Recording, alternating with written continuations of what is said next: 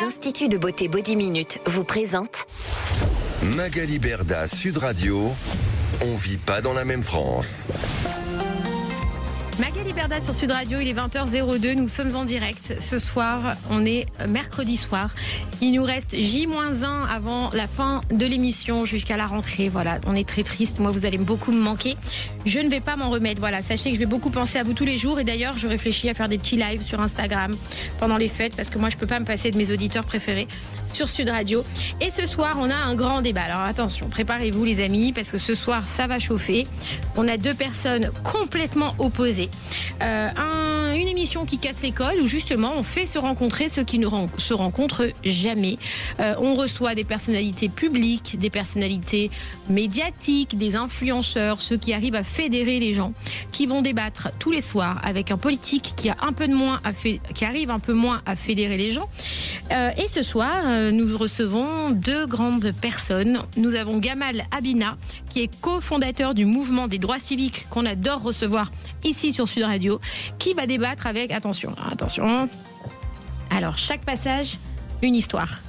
Monsieur Jean Messia, s'il vous plaît, voilà, président du cercle de réflexion Vivre Français. Si tu savais, Jean, combien d'invités j'ai eu m'ont dit, je rêverais faire un débat avec Jean Messia. Je sais. Voilà. Les chevilles.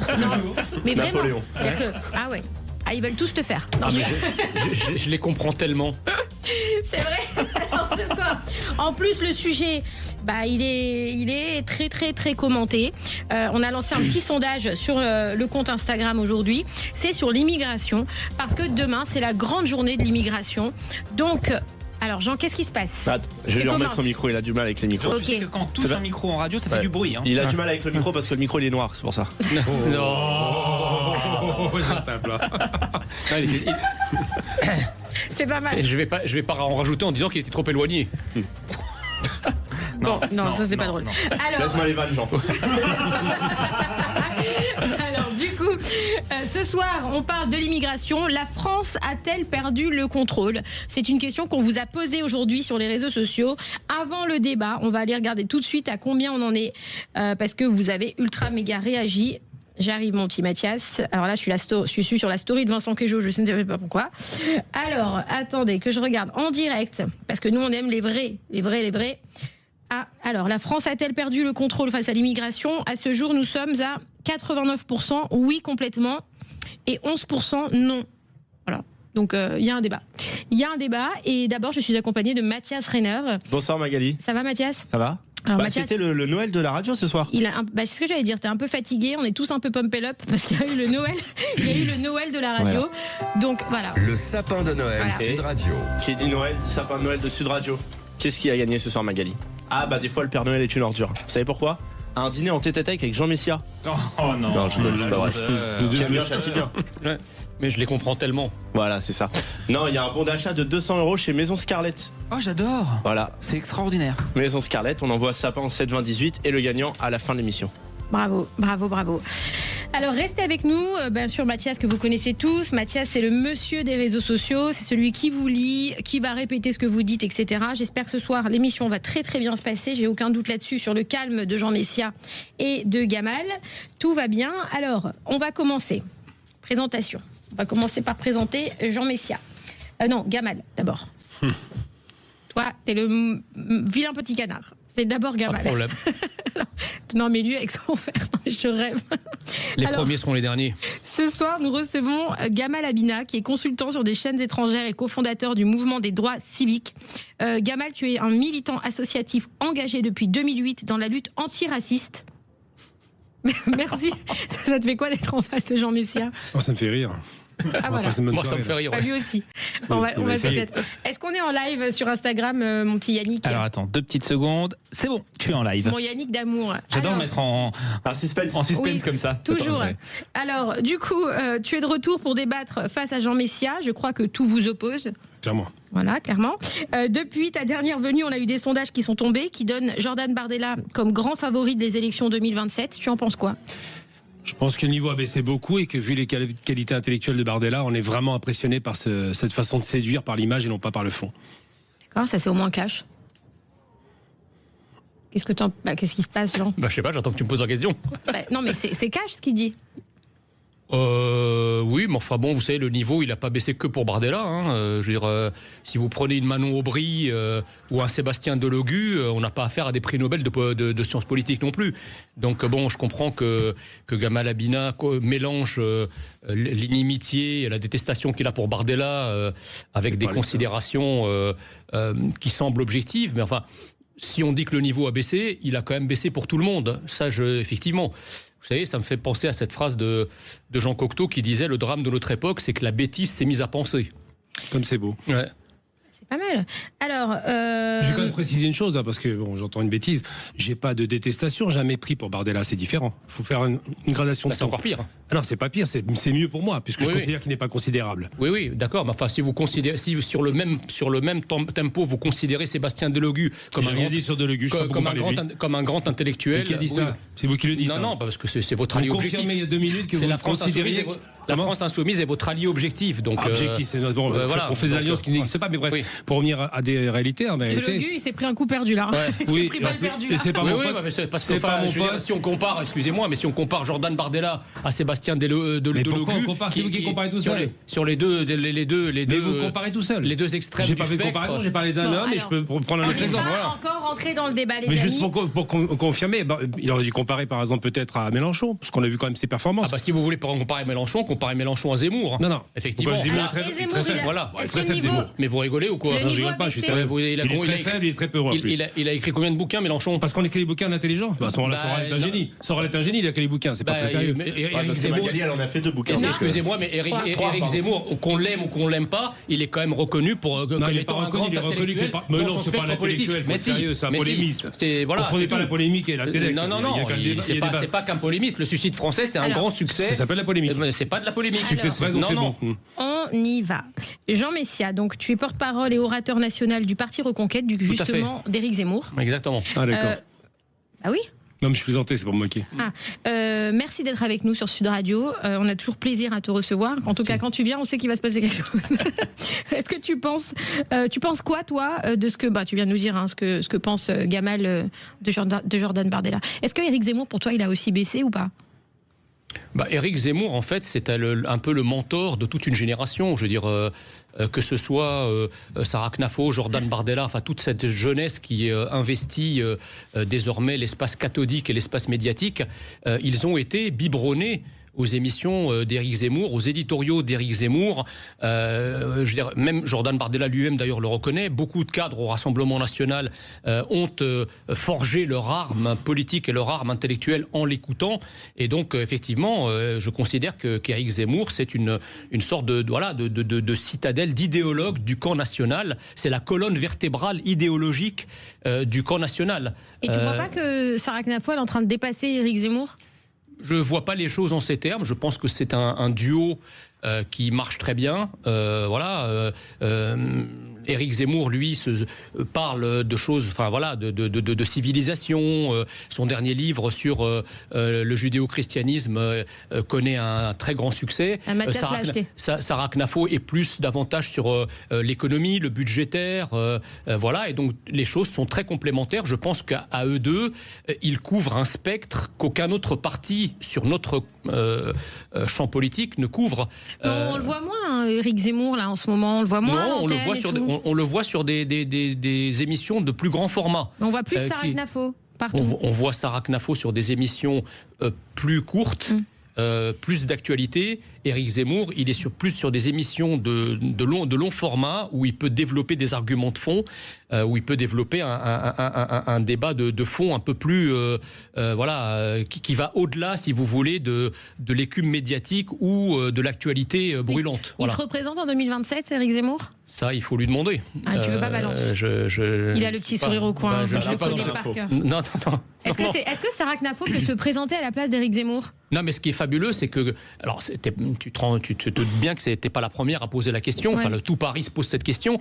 Et moi, ce que je trouve fabuleux, c'est que, après tout, une femme qui vient d'arriver dans la politique active il y a à peine quelques mois, toute la France se pose la question, c'est de savoir si finalement elle ferait pas une bonne candidate à la présidentielle. C'est ça que je vois moi. Donc ça veut dire que c'est quelqu'un de très talentueux et quelqu'un qui a fait ses preuves, quelqu'un qui connaît bien ses dossiers, qui a su mettre dans l'actualité, je veux dire, des sujets économiques chers à Gamal Abina, puisqu'il me disait avant l'émission que il était plus sur l'économie, enfin que pour lui l'économie c'était le plus important. Et donc Sarah Knafo place le débat également sur le terrain économique.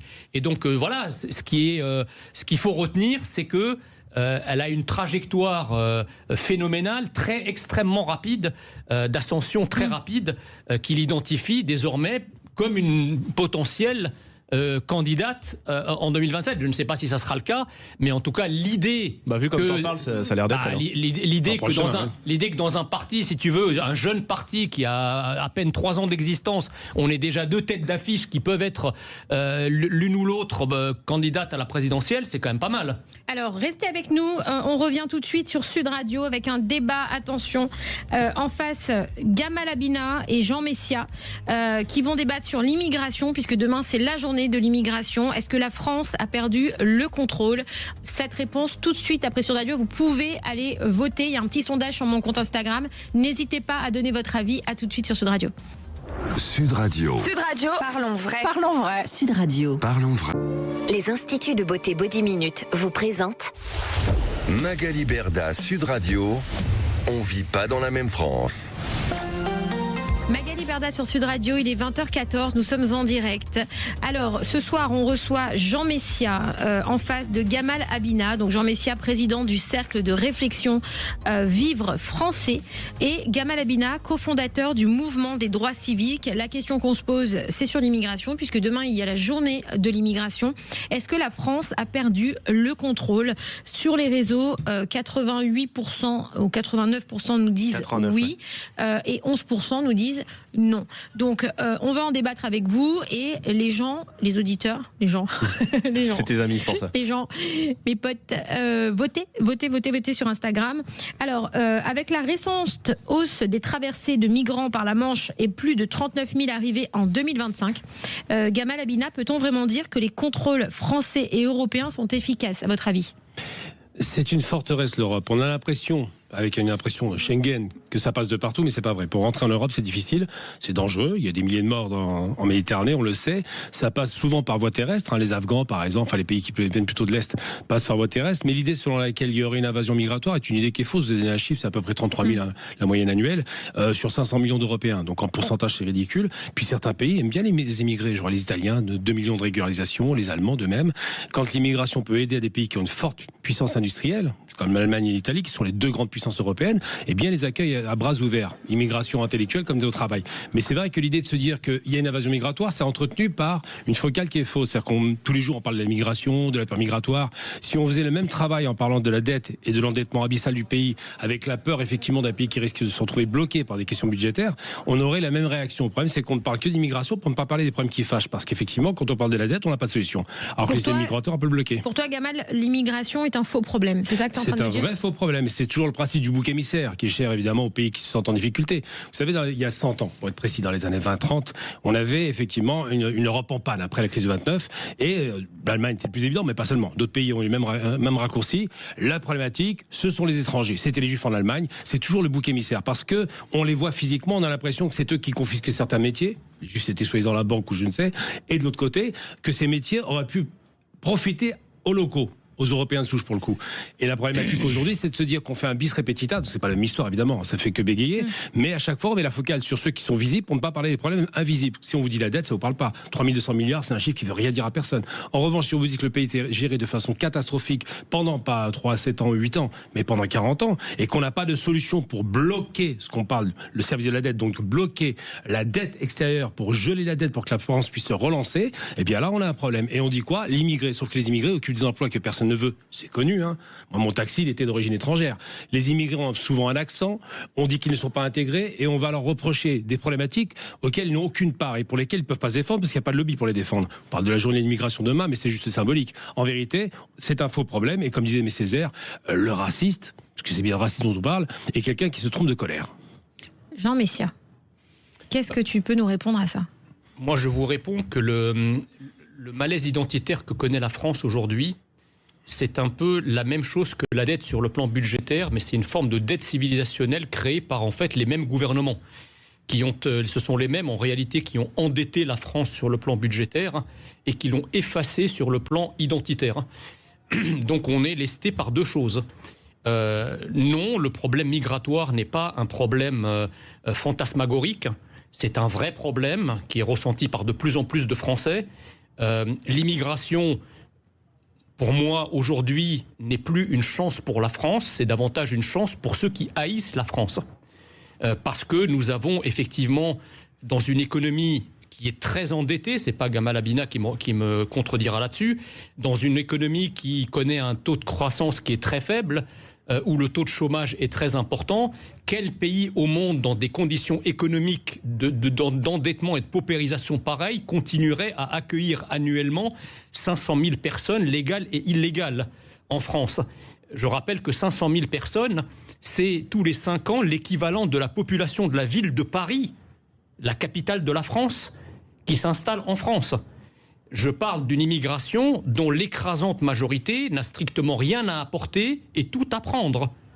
Voilà. Après, il y a des gens qui migrent en France. Non, mais juste, je termine mon propos. Non, mais qu'il y ait... En fait, c'est ça qu'on ne comprend pas. Moi, je ne reproche pas aux gens qui ne sont pas bien chez eux sur le plan économique parce qu'ils connaissent des difficultés économiques ou sécuritaires, ou des guerres, ou des famines, que les gens veuillent effectivement émigrer pour le coup et aller chercher meilleure fortune ailleurs. C'est tout à fait humain, tout à fait respectable et tout à fait acceptable. Je ne leur reproche pas cela.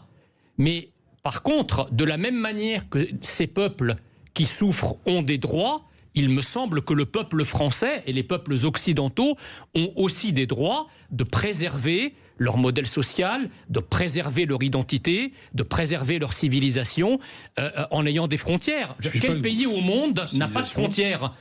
Monsieur Abina est d'origine algérienne, que penserait-il ? Franco-algérienne, je précise bien. Non, je dis, vous êtes d'origine algérienne. Franco-algérienne, je suis très précis dans les termes. D'accord, il est d'origine algérienne quand même. Franco-algérienne, ma mère est franco-espagnole. D'accord. Mais vous avez des... Grand-papa est breton, je donc corrige. ne fais pas l'envers. Vous avez des origines algériennes. J'ai des origines, merci. Voilà. Des origines algériennes. Que penserait monsieur Abina si en Algérie, vous aviez tout d'un coup 500 000 ou 700 000 immigrés africains qui venaient s'installer tous les ans en Algérie pour imposer leurs codes vestimentaires, leurs us et leurs coutumes, pour traiter les Algériens de sales arabes et de sales algériens pour une partie d'entre eux. Qu'est-ce que penseraient les Algériens ? Et si les Algériens répondent « Mais attendez, on vous accueille, pourquoi vous vous comportez comme ça ?» Qu'est-ce que penseraient les Algériens si les mêmes Africains leur répondaient « Mais attendez, vous êtes des Arabes et des musulmans, vous nous avez réduits en esclavage il y a plusieurs siècles, donc nous avons des droits chez vous. » Voilà comment se comporte une grande partie des immigrations arabo-afro-musulmanes qui aujourd'hui sont en France. Donc là, on est en pleine caricature, j'adore les caricatures. Voilà. D'abord, ils ne parlent pas comme ça, vous racontez l'histoire. On voit que vous ne connaissez pas les immigrés, vous ne leur parlez pas. Non, vous ne leur parlez pas, sinon vous ne diriez pas ça. Bah bien sûr que si. Non. Je leur parle, je viens de leur parler. Je viens de poster une vidéo sur mon compte X. On parle du terrain réel, pas X, c'est stupide. Non, soyez un peu sérieux. C'est une vidéo de personnes que j'ai rencontrées. Non, on parle de gens sur le terrain, du terrain que vous ne pouvez pas investir. Parce que vous savez qu'il y a une détestation de votre personnage. Pas du tout. Logique. Non. Vous pensez que si c'est ça... Je vais laisser parler. Non, mais si c'est ça, vous avez une détestation de tous les Français, monsieur. Vous êtes très gentil. Donc vous ne connaissez pas la France. Je ne prends pas le leçon. Donc vous ne connaissez pas la France. J'étais à Nice il y a encore 2 jours, dommage pour vous. Mais on va revenir sur les choses sérieuses. Je vous ai laissé parler pendant 5 minutes et ergoter. Mais moi aussi. Je vous ai laissé dire n'importe quoi. La courtoisie, c'est un truc français. On parle de civilisation, soyez civilisés.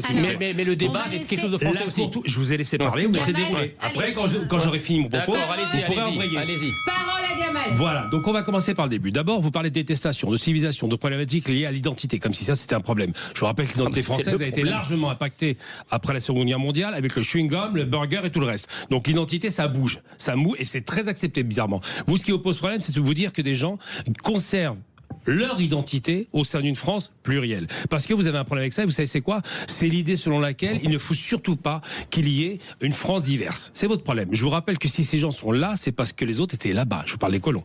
Donc il y a une histoire commune. Ah, donc ils sont là par vengeance alors? Non, pas du tout. Ils sont là parce qu'ils ont été amenés. Je vous rappelle qu'il y a une Méditerranée entre les deux. Et qu'on n'est pas venu par vengeance, on est venu pour travailler parce qu'on nous a appelés. Ça s'est transformé en vengeance. Je rappelle qu'on nous a appelés. Non, vengeance. La France de Gaulle dit aux Algériens, écoutez, on a besoin de bras pour reconstruire le pays. On a plein de croissance, on a besoin de bras. C'était des CDD de 3 ans, c'était pas une politique d'immigration de peuplement. Non, c'était pas des CDD de 3 ans, c'était... Non, mais c'était pas une immigration de peuplement, la preuve. Monsieur arrive en 78, lui explique la France mieux que moi. Je la connais mieux que vous. Non, c'est pour ça qu'on a fait le regroupement familial, sinon ça sert à quoi le regroupement familial? On a déjà parlé une fois, ça ira très bien, vous ne maîtrisez pas le sujet. Donc pour être très sérieux par rapport à ça, ce que je veux dire c'est quoi? C'est que la question qui se pose, c'est une question économique avec difficulté, et on agite la peur de l'immigration, bouc émissaire, vous connaissez le principe, en disant quoi? La politique n'est pas là, elle est ailleurs. Non, les immigrés dont vous parlez, d'abord c'est souvent vous mélangez les immigrés, les descendants d'immigrés, les naturalisés, les légaux, les illégaux, les OQTF.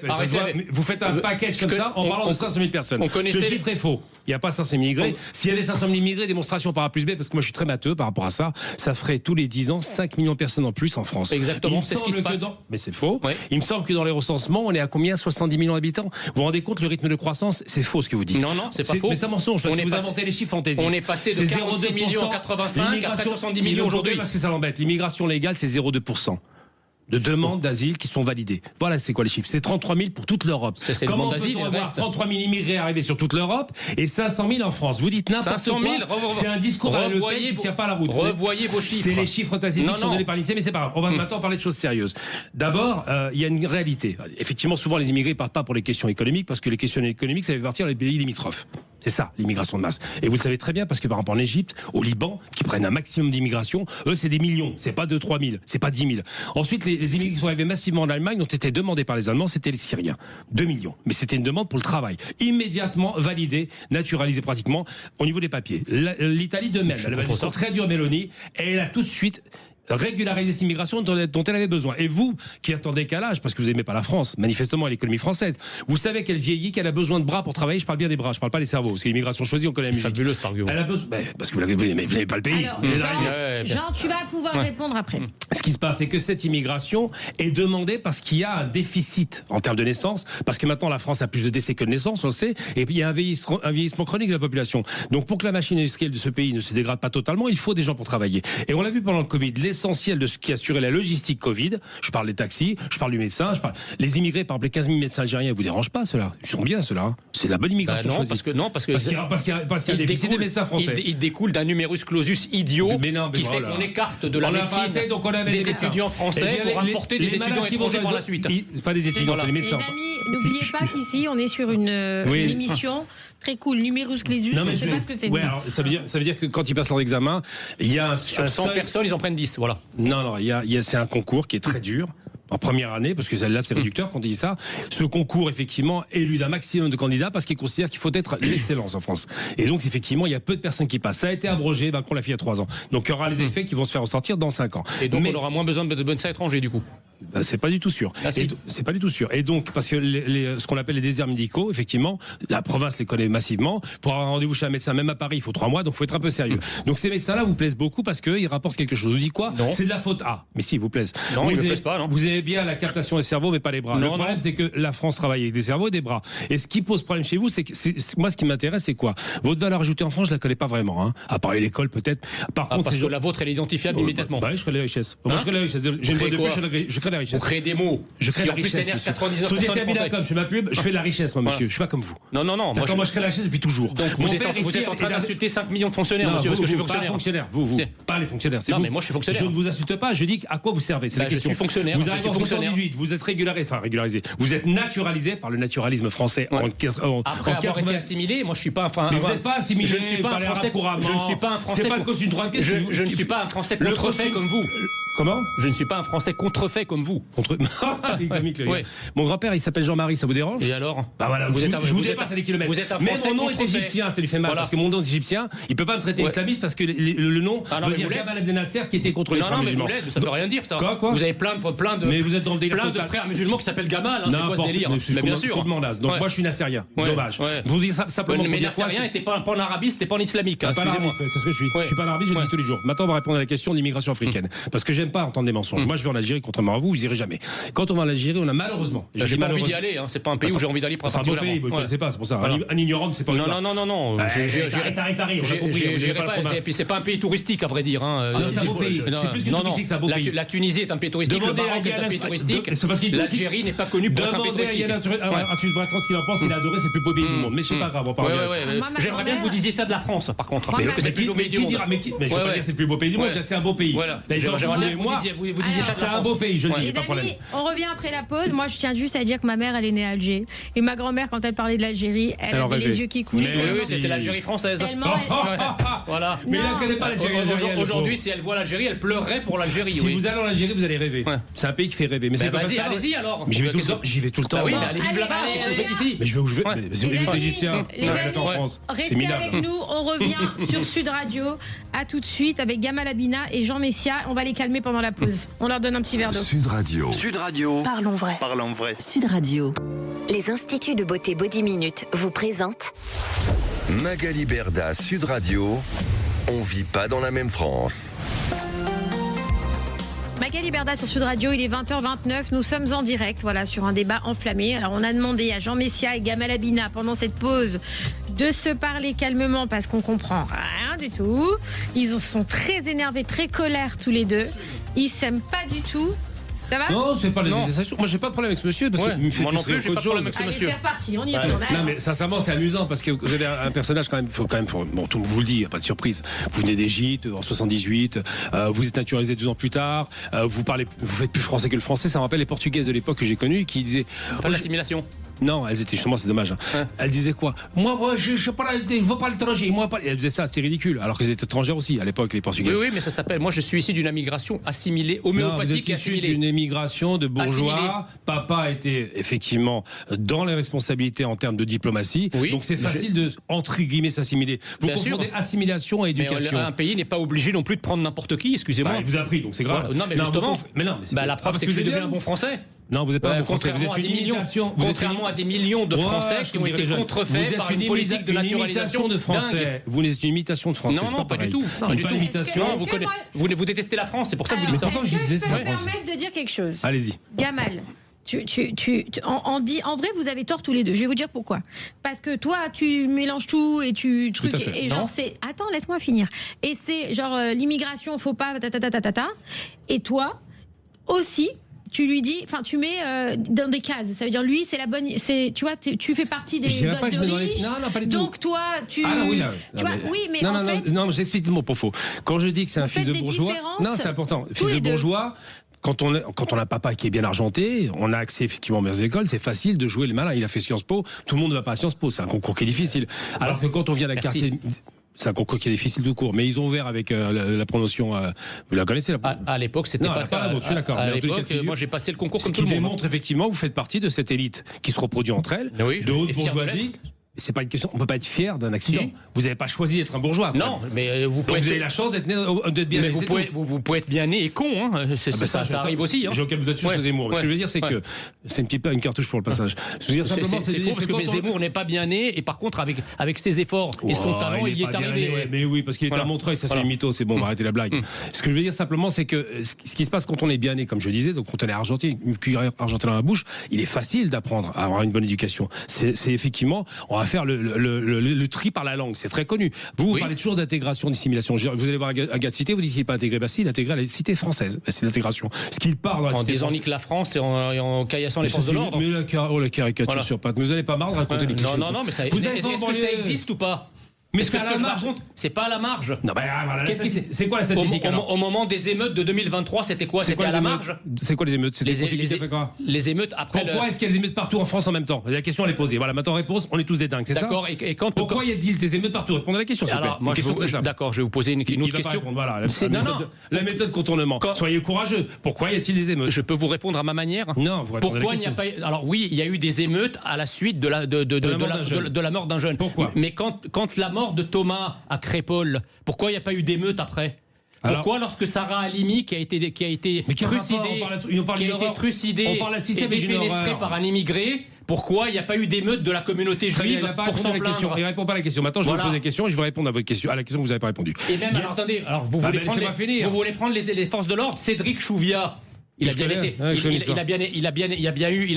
tué. Il a fallu du temps pour comprendre qu'il était tué. Est-ce qu'il y a eu des émeutes à la suite de la mort d'Éric Chouviat? Parce que ça n'a pas été filmé, documenté. Il n'y a pas eu d'émeute. Donc vous voyez bien que toutes les civilisations ne se valent pas. Si elles se valent très bien, je vous rappelle qu'il était marié avec une Algérienne et qu'il était musulman. Donc c'est raté pour vous. Jean Messia, qu'est-ce que tu veux dire? Je peux juste répondre à ça.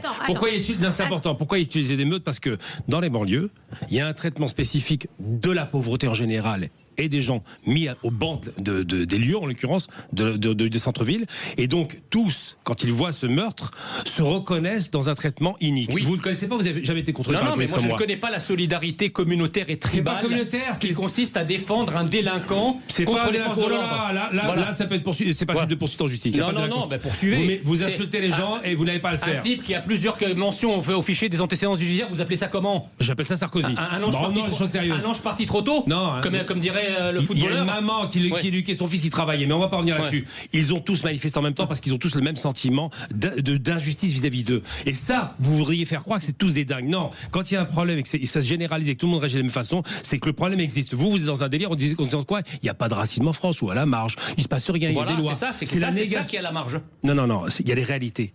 Il y a bien quelque chose qui n'est pas géré en France, c'est la question du racisme. Et tant que cette question ne sera pas gérée en France, vous ne la comprenez pas. Vous êtes fait jeter d'une réunion récemment, vous vous rappelez cette réunion? Laquelle? C'était un peu humiliant comme se faire jeter comme ça. Le CRIF? Oui, j'ai jamais été invité par le CRIF. Oui, le mytho. J'invite tous les éditeurs à regarder sur internet, c'est magnifique. Non, vous êtes fait. Non, mais vérifiez vous connaissez le mot. Vérifiez vos sources. Non, je vérifie pas, j'ai vu les images. C'est une vidéo qui est détournée, qui a été débunkée depuis. Quoi, je ne comprends pas. C'est mieux en anglais. Oui. Vous savez ce que c'était? C'était la manifestation contre l'antisémitisme à laquelle j'ai participé. C'est encore pire. Et où j'ai été accueilli à bras ouverts. J'ai été accueilli à bras ouverts. Sauf qu'il y avait des orateurs à cette réunion et je ne faisais pas partie des orateurs parce que je n'avais pas signalé mon arrivée. J'ai voulu parce que les gens m'ont encouragé à aller adresser une parole et c'est à ce moment-là qu'on m'a dit non, il y a effectivement des orateurs qui sont prévus, vous n'êtes pas prévus. C'est pas ce qu'on entend dans la vidéo, mais ce qui est sûr, c'est que là, on vous a renvoyé à ce que vous étiez. Mais de quoi? Mais attendez. Un agitateur d'extrême droite. Pas du tout. En fait, pourquoi vous me parlez du CRIF? Ça, c'est dès que vous entendez CRIF, c'est toujours les relents antisémites dans la bouche de. Oh là là, c'est mauvais, il est mauvais. Vous étiez où quand j'attaquais Soral en 2011? Gamal et Jean, s'il vous plaît, on comprend rien. C'est vrai que c'est pas net. Franchement, c'est pas cool pour les gens qui nous écoutent. Non, c'est pas cool parce que même moi, j'arrive même plus à vous comprendre. Je vais répondre. Parlez-vous calmement. Énervez-vous, mais chacun son jeu. Pourquoi les violences des banlieues? Je vais vous répondre calmement. D'abord, je considère en effet que la France n'est pas fondamentalement et foncièrement un pays raciste. Personne ne dit ça. Parce que si la France était un pays raciste ou si les Français était un peuple raciste, il n'y aurait pas chaque année des millions de personnes candidates à venir s'installer en France, sauf à croire qu'il y a une résurgence soudaine de masochistes à travers le monde pour venir vivre dans un pays raciste. La deuxième chose, c'est que je ne comprends pas qu'une frange des étrangers et une frange des immigrés qui ont parcouru des milliers de kilomètres pour venir s'installer en France, pour venir nous expliquer que nous étions racistes et islamophobes. J'ai envie de leur dire, ils auraient mieux fait d'envoyer un fax. Ça aurait été plus cool et moins cher pour tout le monde. Je peux répondre à ça. Attendez, la deuxième chose, vous me demandez pourquoi, moi par exemple, effectivement, Gamal Abina a parlé de mon parcours, de ma trajectoire personnelle. Effectivement, au début de ma vie, quand je suis arrivé en France à l'âge de 8 ans, je ne savais pas parler un seul mot de français quand je suis arrivé. Je suis arrivé dans une école, dans une classe où je n'étais pas francophone et où j'ai pas eu des traitements de faveur. Et il a fallu que j'apprenne, que je prenne le train en marche, alors que dans ma classe, il y avait des gens qui depuis 8 ans déjà étaient francophones et savaient lire et écrire. C'était pas mon cas. Bon. Il est évident qu'à ce moment-là, ça serait mentir de dire que je n'ai pas fait l'objet, surtout à cet âge-là, d'une forme de rejet parce que j'étais le dernier qu'on choisissait pour les sports collectifs, par exemple, parce qu'on ne veut pas s'embarrasser de quelqu'un qui ne parle pas la langue. Donc tu as vécu du racisme? Pas du racisme, mais si. un rejet qui était lié au fait que je ne ressemblais pas au peuple qui m'accueillait. C'est du Sauf racisme. C'est pas du rejet. Mais c'est pas du racisme. Alors, dans ce cas-là, tous les peuples du monde sont racistes. N'importe quoi. Tous les peuples du monde sont Je racistes. sais même pas ce que veut dire racisme. En plus. Tous les peuples du monde, lorsque quelqu'un arrive et qui fait l'objet de moqueries parce qu'il ne ressemble pas, c'est humain. Ça n'a rien à voir avec la France, ça existe partout. Non, je ne pense pas qu'en Algérie, au Maroc, en Tunisie, en Égypte, lorsque quelqu'un vient et qu'il ne parle pas un mot d'arabe, je ne pense pas qu'on va l'accueillir à bras ouverts. Si, ces peuples-là ne sont pas meilleurs que les Français. Bon, c'est humain. Ça n'a aucun sens. La question, c'est quoi? C'est qu'à mesure que justement je m'assimilais, c'est-à-dire que je ressemblais identitairement au pays qui m'a accueilli, tous les rejets, toutes les formes de rejet initiales se sont dissipées. Le racisme, c'est de continuer en fait à rejeter quelqu'un alors même qu'il est français et qu'il adhère aux valeurs de la France et qu'il ressemble à la France. Mais est-ce que, par exemple, je vais vous dire un truc, est-ce que lorsque une femme vous allez et regardez bizarrement sur la voie publique, est-ce que c'est du racisme? Là, je peux répondre parce qu'il y a beaucoup de choses qui sont enchaînées. Donc, si vous voulez, ce que je veux vous dire, c'est que, comme tous les peuples du monde, les Français aiment les gens qui adhèrent à leur culture, qui s'acculturent et qui s'y assimilent. C'est ça, les Français ne rejettent pas les gens qui leur ressemblent. Vous comprenez? Est-ce que tu acceptes... Alors, je vais te donner la parole. Est-ce que tu acceptes aussi le fait qu'il y ait de la diversité, tout simplement? Mais vous savez, pas obligé la France, la France, contrairement à ce que disait Gamal Abina, la France n'a jamais été un pays multiculturel. La France a un modèle qui est un modèle uniculturel. C'est d'ailleurs pour ça que la République française a inventé le creuset assimilationniste. Je vous rappelle quand même que l'assimilation, c'est la gauche qui l'a inventé. C'est-à-dire, qu'est-ce qu'on disait à l'étranger qui arrivait et qui voulait devenir français? Il y avait un pacte tacite. On lui disait, fais ce que tu peux pour nous ressembler identitairement. C'est totalement faux. Et une fois que tu nous ressembleras identitairement, tu deviendras un fils ou une fille de France comme les autres. C'est exactement de ce modèle dont j'ai bénéficié. C'est totalement faux. Alors on va commencer par la fin parce que c'est un peu long ce qui était dit dans la première. Ne coupez pas, je ne vous ai pas coupé s'il vous plaît. Juste comme ça, je prépare le terrain parce qu'il y aura du mal à entendre ce que je dis. D'abord, c'est faux. La France n'a jamais été un pays qui soi-disant disait aux autres de s'assimiler, de ressembler à l'autre. Parce que vous, votre tolérance, c'est quoi? T'es comme moi, c'est bon, t'es validé. T'es pas comme moi. Ça s'appelle de l'intolérance. T'es pas comme moi, t'es pas validé. Donc ça s'appelle de l'intolérance. Deuxième chose, vous avez dit que je dis que les Français sont racistes. Le type qui dit ça, déjà il a un problème. Il fait une généralisation ridicule que je ne ferai jamais. Je reproche aux racistes précisément de faire une généralisation. Je vais pas faire la même stupidité. Et personne ne dit que les Français sont racistes. C'est une stupidité abyssale. Ça voudrait dire qu'on essentialise un peuple. Stupide. Ensuite, vous dites que les Français ont toujours assimilé, je sais pas quoi. Quand ils étaient en occupation de l'Algérie ou même actuellement à Madagascar, à la Réunion, il n'y a pas d'assimilation, il n'y a pas d'identification, il n'y a pas de soyez comme les Gaulois, il n'y a rien de tout ça. C'est pas vrai. C'est pas vrai. Mais oui, ils ont leur tradition. Vous avez raison. Non, mais là, vous avez raison. Mais non, j'ai raison. Ils ont leur tradition, leurs coutumes, et il n'y a aucun problème. Alors, mieux que ça, on a toléré que l'Alsace et la Moselle ou Lorraine de l'époque conservent avec le Concordat ces pratiques religieuses. C'est dire à quel point la France est tolérante. Je demande juste une petite insiste, et après je vous vraiment, c'est pour vous aller dans votre sens. Vous avez raison. Je parlais évidemment de l'identité et du processus en France métropolitaine, parce que la France est diverse. La France est diverse par ses cultures ultramarines. Donc elle est donc tolérante à l'extérieur et intolérante à l'intérieur. Sur la France continentale, la France métropolitaine. Ce que vous dites là n'est pas vrai. La France métropolitaine est un pays européen et de race blanche à la base et de culture chrétienne. La race, il a osé le mot race. Voilà. Bref, on va pas revenir là-dedans. Le racisme, ça veut bien dire qu'il y a des races. Non, ça veut pas dire qu'il y a des races. Sinon, vous ne seriez pas antiraciste. Non, ça ne veut pas dire. Non, mais non, vous confondez les concepts. Le racisme, ça signifie qu'il y a des gens qui pensent qu'il y a des races et on les combat. C'est ça la différence. Il n'y a pas de race, il n'y a que des espèces, mais on fait une différence. Ensuite, vous dites, alors je ne parle même pas du fait que soi-disant la France soit une pompe aspirante d'immigration. C'est totalement faux. Je n'ai pas dit ça. Oui, 5 millions machin, on a entendu les chiffres. C'est totalement faux, vous savez pourquoi? Et que soi-disant, c'est un pays tellement merveilleux que tout le monde y va. Non, les gens, ils se déplacent d'abord parce qu'il y a Internet aujourd'hui partout et ils voient les pays dans lesquels il y a plus d'opportunités. Or, en France, il y a un chômage de masse. Personne n'est assez fou pour aller alimenter le chômage avec sa présence. Ils ne sont pas fous, ils vont en Angleterre. Pourquoi il y a 1 million d'émigrés illégaux alors en France? Mais ça, c'est les chiffres que vous inventez. Non, c'est les chiffres d'Angleterre. C'est les chiffres. C'est les chiffres de Nunez. 750 000 immigrés en cumul. On revient après la pause. Il nous reste là 20 secondes avant la pub. On revient. Restez là. Parce qu'il a dit beaucoup de choses. Attendez, restez là parce que moi j'aimerais mener l'émission comme je l'aime. Parce que là vous m'avez perdu, on se croirait sur une autre antenne ou truc. On comprend rien. Moi je vais vous poser des questions au retour très cash, rapides, avec des réponses claires, en une phrase chacun. Et j'ai une tonne de questions à vous poser. Mais on va se le faire bien parce qu'il y a plein de gens qui attendent des réponses là. Et sinon on en a pour 3 heures. Tout à fait. Allez, à tout de suite sur Sud Radio. Magali Berda, Sud Radio, 20h, 21h. On vit pas dans la même France. Sud Radio, parlons. Les instituts de beauté Body Minute vous présentent Magali Berda, Sud Radio. On vit pas dans la même France. Magali Berda sur Sud Radio, il est 20h44 sur un débat enflammé, passionnant depuis tout à l'heure avec Gamal Abina, cofondateur du mouvement des droits civiques, et notre cher Jean Messia, président du cercle de réflexion Vivre Français. Ils sont absolument pas d'accord sur la question suivante. L'immigration, la France a-t-elle perdu le contrôle? Alors ils sont pas d'accord même du tout, même sur le mot racisme, ils sont pas d'accord.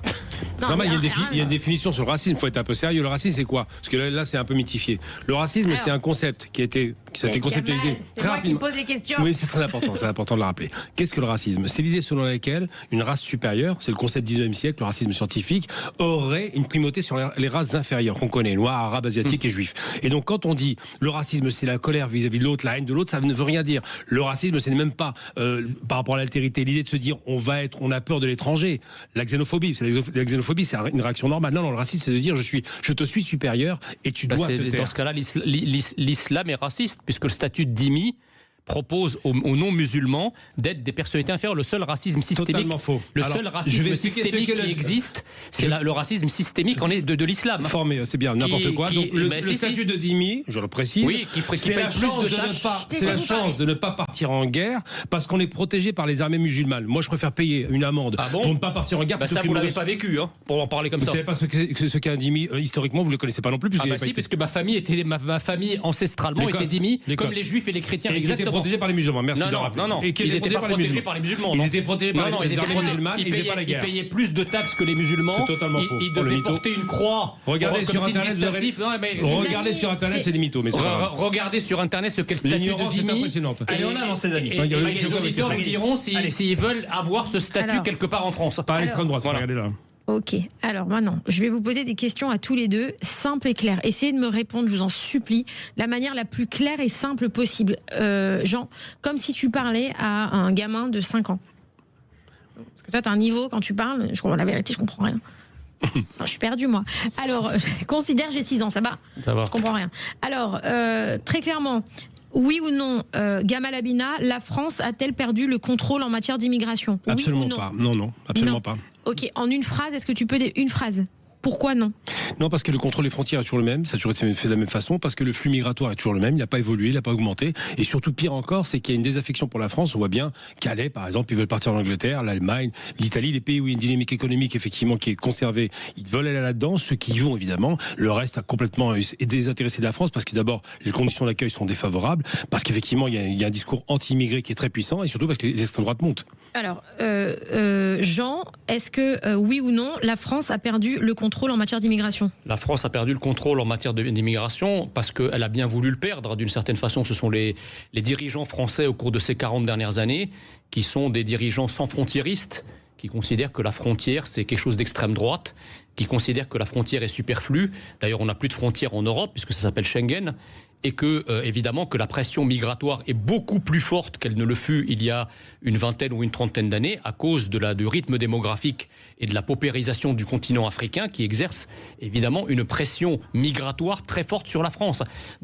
Si vous ajoutez la pression migratoire en provenance du Sud, couplée avec l'idéologie sans frontiériste de ceux qui nous dirigent, évidemment que nous avons un surge migratoire. Moi, d'ailleurs, je ne parle plus d'immigration, je parle littéralement d'invasion migratoire. Oh, c'est chaud. Et ce qu'on oublie, parce que les auditeurs doivent le savoir, on parle beaucoup d'immigration, de la folle politique migratoire que tous les Français sentent au fond d'eux-mêmes, même sans avoir les chiffres, parce que c'est visuel en fait. Oui, il y a aussi la tout aussi folle politique de naturalisation depuis une quarantaine ou une cinquantaine d'années qui a consisté à grimer administrativement en français des gens qui ne sont objectivement, qui n'ont objectivement rien à voir avec la France. Autrefois, mon immigration à moi, on naturalisait quand on était absolument sûr qu'il y avait un parcours d'assimilation et un parcours d'acculturation à la France. Depuis les années 80, on naturalise des gens. Moi, je connais des gens qui sont d'origine égyptienne. Certains ne parlent même pas français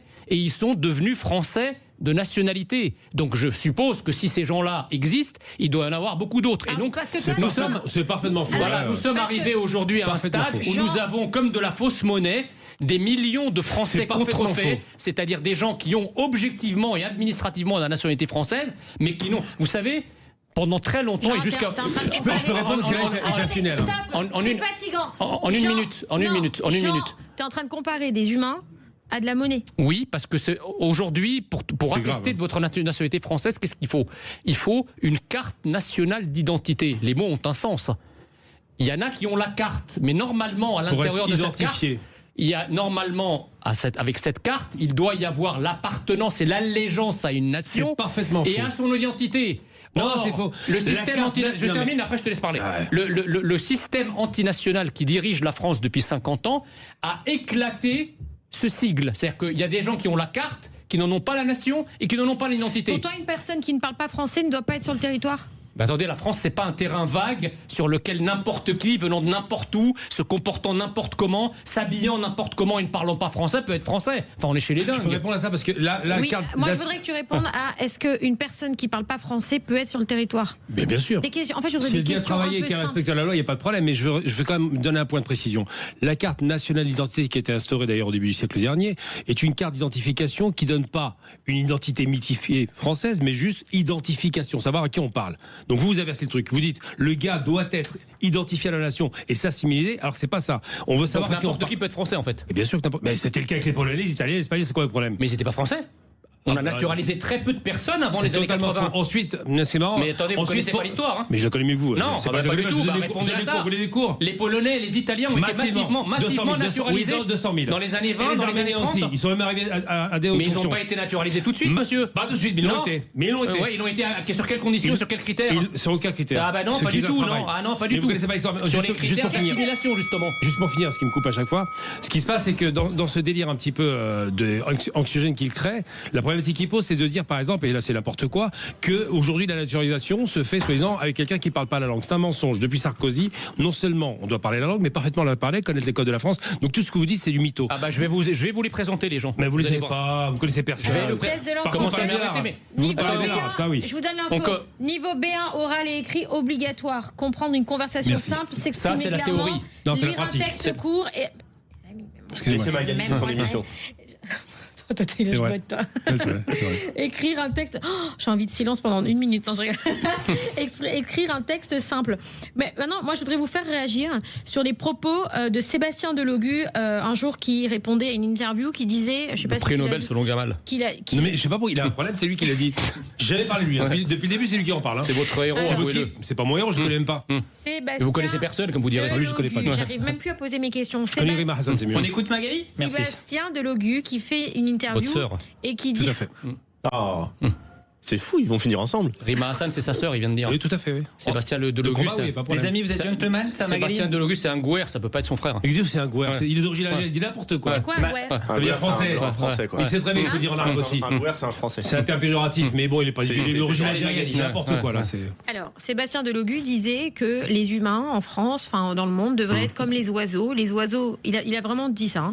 Les oiseaux n'ont pas de frontières. On ne fait pas arrêter un oiseau qui vient de la France à l'Italie en disant oiseau, arrête-toi. On les laisse passer. Pourquoi on ne laisserait pas passer les humains? C'est les paroles de Sébastien Delogu. Si vous prenez un philosophe de gauche, je préfère écouter quand même Giraud ou Mélenchon. Qu'est-ce que vous en pensez? Qu'est-ce que tu en penses, Gamal? Ça c'est mignon, ça c'est des belles idées un petit peu internationalistes. En vérité, il dit n'importe quoi. Mais c'est pas lui, il n'a pas été choisi parce il est quand même député, il est quand même candidat à la mairie de Marseille. Mais des députés médiocres, on en a. Il y en a beaucoup. La matière grise, quand même, il faut le reconnaître. La matière grise est plutôt à gauche. C'est ce que tu dis, parce que les députés, ils ont quand même une responsabilité. Et attention, aujourd'hui, Sébastien Delogu est candidat à la mairie de Marseille. C'est-à-dire que s'il devient maire de Marseille, il va être maire de Marseille. Donc on peut pas. Tu peux pas dire. Marseille étant une ville on a eu des gens médiocres, on a eu Sarkozy aux commandes, on a vu ce que ça donne aujourd'hui. Je vais être très clair sur un point. C'est pas parce qu'il y a un homme qui dit n'importe quoi dans un parti que ça reflète la partie. Non, mais alors je fais pas d'amalgame, moi. Je te dis je sais, en général. Et je veux dire simplement, c'est que c'est vrai qu'aujourd'hui. Quel mépris de classe quand même. Non, on parle d'intellect, on parle pas de classe. La classe, c'est vous. Moi, je suis pas bourgeois. Delogu, parce que voilà, il est d'origine modeste, il sait pas très bien parler. Mais c'est pas le sujet. On parle de lui. On parle de capacité intellectuelle. Je suis d'origine riche, moi. C'est bon. Ce que je veux dire, c'est que quand quelqu'un a de la matière première aujourd'hui, malheureusement, c'est à gauche qu'on la trouve. La droite se pose pas de questions sur la société parce qu'elle a pas de problème d'argent. Quand on se pose des questions, c'est parce qu'on est confronté aux réalités. C'est faux, ça. On n'est pas de droite parce qu'on a de l'argent. Non, c'est ce que vous dites. Non, je veux dire, je parle des décideurs. C'est Jaurès qui disait la nation est le bien de ceux qui n'ont rien. C'est très mignon. Il est venu que pour les citations. Mais ouais, c'est Monsieur Citation. À l'époque, c'était Mister Cagnotte, maintenant c'est Citation. Et C'est lui, bien. c'était Monsieur Linotte. Quoi? Tête de Linotte. Oh, c'est lui qui a écrit le comique. Mais pour être... J'aime bien les derniers de la classe qui veulent jouer les premiers. Tête de Linotte. Non, mais il ne faut pas s'exciter, monsieur l'Égyptien. Ah, oui, Vous connaissez son vrai nom? Il ne s'appelle pas Jean Messia. Ouais, Il s'appelle Pierre Boutros, en traduction. Dès qu'on Pierre gratte un peu, Boutros, le ça, racisme apparaît. Pas du tout, je donne la culture. SOS racisme devrait s'appeler SOS raciste. J'aime pas SOS racisme, c'est les ennemis politiques. Non, mais vous, c'est SOS raciste. Il Non, faut c'est vous sauver le les raciste, pas racistes. moi. Simplement pour Oui. dire que son vrai nom, c'est pas Jean. Oui. Il s'appelle Pierre, il s'appelle Pierre Messi. Pierre Messi, ça ne s'invente pas. C'est Voilà. ça, vous auriez dû traduire comme ça. Pourquoi vous n'avez pas changé de nom? Pierre Messi, Ma c'est mieux. modestie naturelle m'a empêché de m'appeler Jean le Messie. Non, Pierre Messi, Voilà. pas Jean. Pierre. Pourquoi Pierre? Boutros, c'est Pierre. Vous appelez Boutros. Boutros, c'est le nom. Faut c'est assumer. le prénom de mon père. Et donc, vous appelez pas Boutros. Mais pourquoi, si je renvoyais à ses origines la moindre racaille que vous défendez, racaille? vous il est auriez méchant, monsieur. dit, voilà, le raciste, il La racaille, considère qu'il n'est pas français, il le renvoie à ses origines algériennes, marocaines et tunisiennes. Ah, on a du mal, c'est dur de parler d'Égypte. Pourquoi l'avion s'est arrêté à Paris et pas à Londres? Pourquoi, quand vous me renvoyez à mes origines, tout d'un coup, c'est pas Ça vous raciste? dérange? Ça vous dérange? Ça me dérange pas, mais ça fait de vous un raciste. C'est dur d'être égyptien. Ça fait de vous un raciste. C'est mieux quand même. Non, mais c'est mieux que. Gamal Abina écume les plateaux en expliquant que lorsqu'on renvoie quelqu'un qui est français à ses origines maghrébines ou africaines, c'est être raciste. J'ai jamais Là, dit ça. il fait exactement la même chose avec moi. Mais je me Il fait moque de exactement vous. la même Je chose joue avec moi, mais lui, comme il le fait par antiracisme, ça passe. Non, je me moque de vous. Donc je suis raciste avec vous, je vous renvoie à vos origines, mais c'est par antiracisme. Donc ça passe. Voilà. Mais je me moque de vous, c'est pas pareil.